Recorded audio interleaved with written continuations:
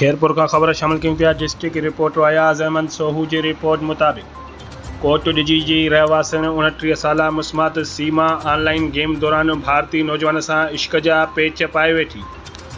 4 ॿारनि जी माउ सीमा पंहिंजे ॿारनि समेत कराची खां दुबई खां नेपाल ऐं नेपाल खां भारत पहुची वई।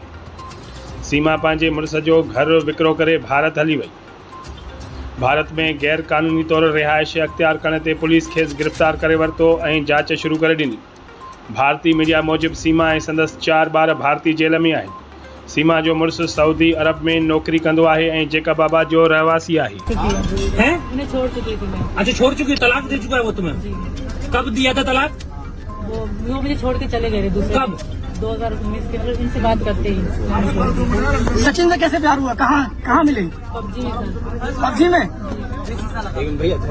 मिरर लगा दो। ये बेटा शीशे ऊपर करो, ऊपर खींचो रहा। अभी उतरेगी बाहर तो आप लोग क्लियर लीजिएगा ना। एक मिनट रोक लो।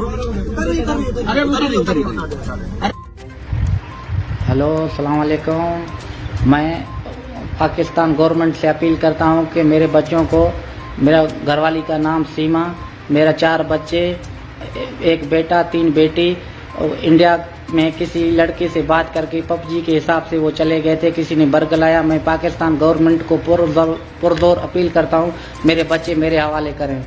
शुक्रिया।